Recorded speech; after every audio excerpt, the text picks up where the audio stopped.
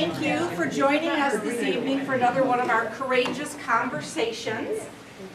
First of all, we want to point out that there are refreshments and snacks over here in the corner.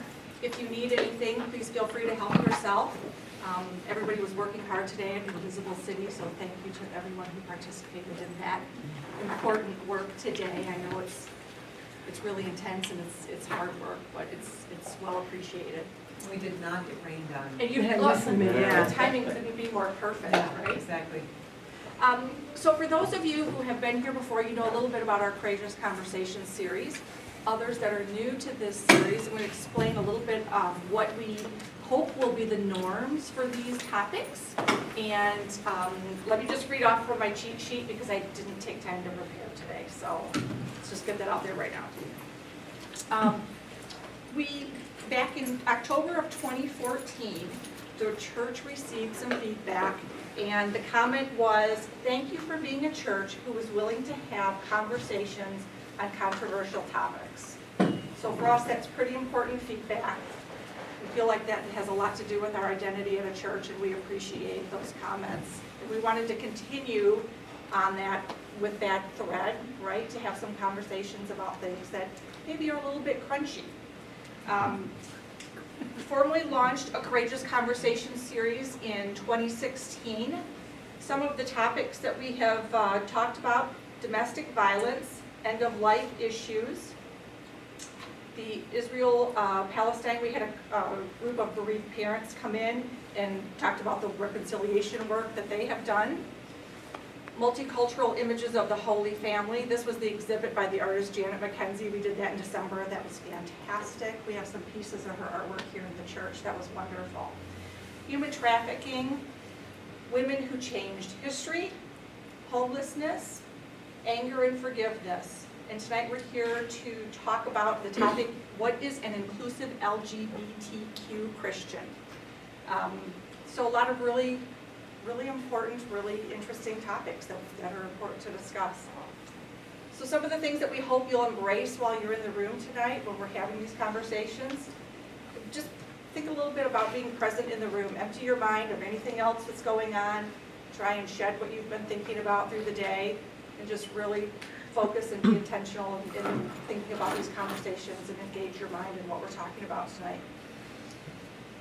We ask that you speak your own truth when you have comments and questions and thoughts. Think about I, your own self, not we. You don't want to lump other folks into what you're thinking and what you're feeling. Listen for understanding and listen with sensitivity.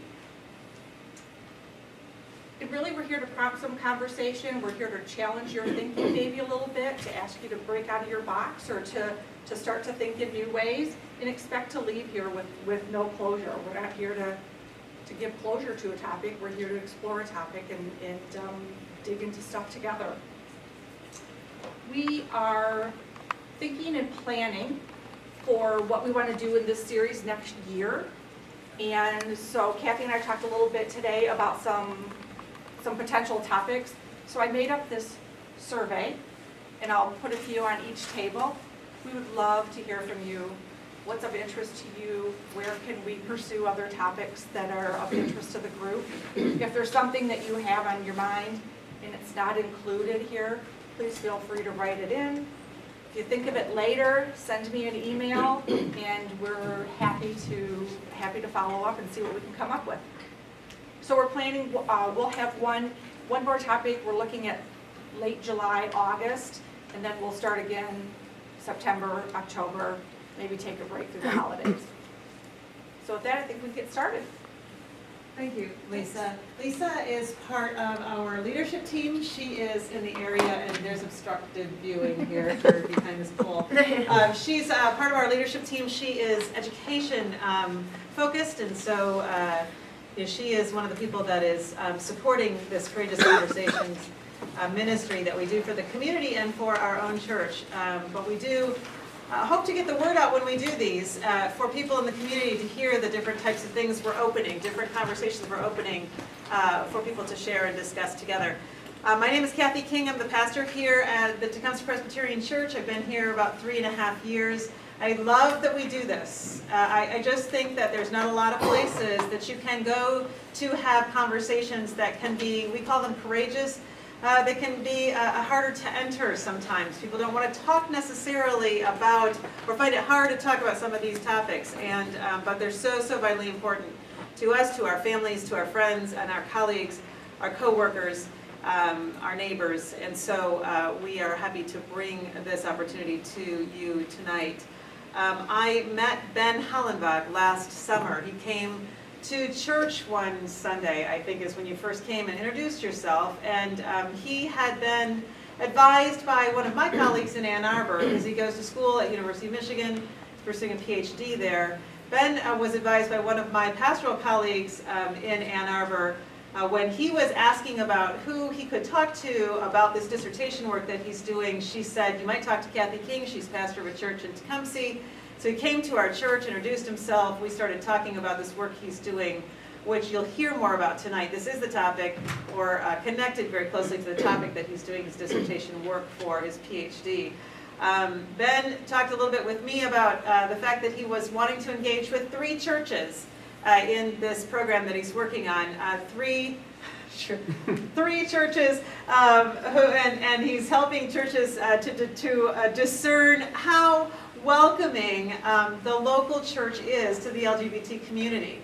Some of our hierarchical, denominational hierarchies have made significant decisions in the past, well, I don't know, I guess 5 or so years, opening up for ordination opportunities to the LGBTQ community, opening up for same-gender marriage, so the question though remains, what about the local church? I mean, the higher church offices can make these big decisions, but what happens at the local church? And so that's what Ben is really doing some study with, to say how welcoming are the local churches. And he came to our session to say, you know, would you be willing to be in this conversation with me? Could I do some work with you to discern how welcoming are you? Because we like to say we are welcoming to all. Everybody has a face, a place, a story, and a voice. That's what we say in our mission statement. But Ben's going to help us understand how true that really is for us. So he's going to be working with us this fall. So we asked Ben if he would come and talk with us tonight. Some of us in the church here will get to know Ben a little bit more than we have so far, but you'll also get to know some of the folks in the community. Ben Hollenbach, we are so happy to have you here tonight. Thank you.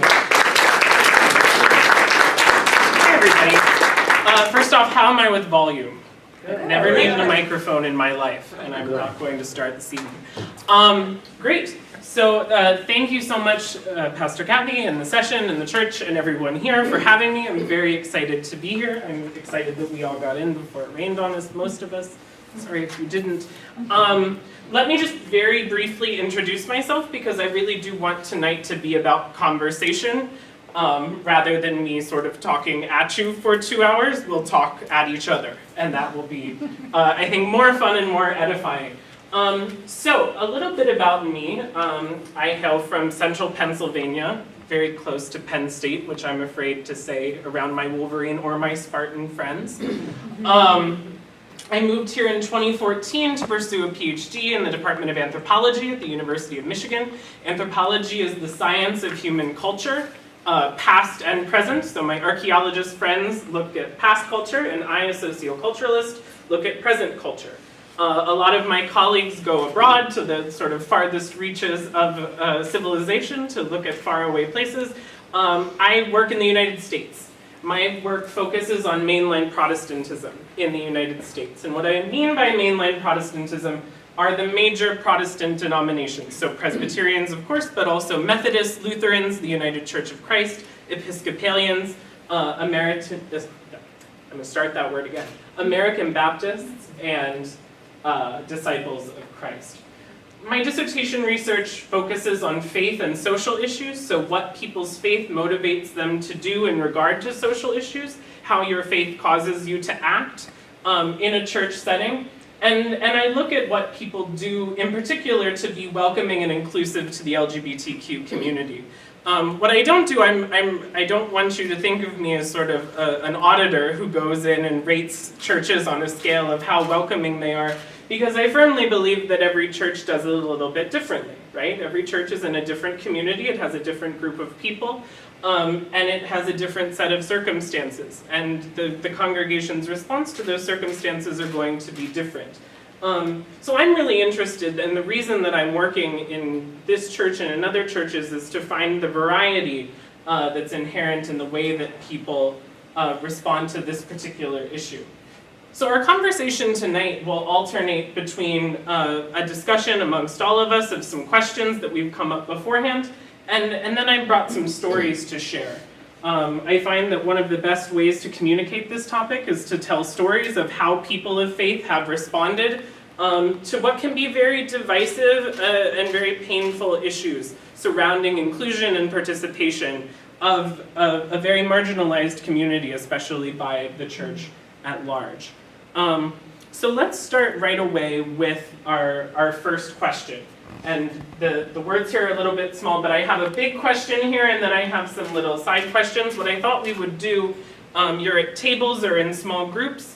I'll pose the question, we'll take a few minutes to discuss with the people around us, and then we can come back. So the first question, what comes to your mind when you think of the LGBTQ community? First impressions. It can be what the acronym LGBTQ means. It can mean who belongs in this community. It can be what it means to be a community in the first place. Or the location or the context where you hear about LGBTQ issues most often.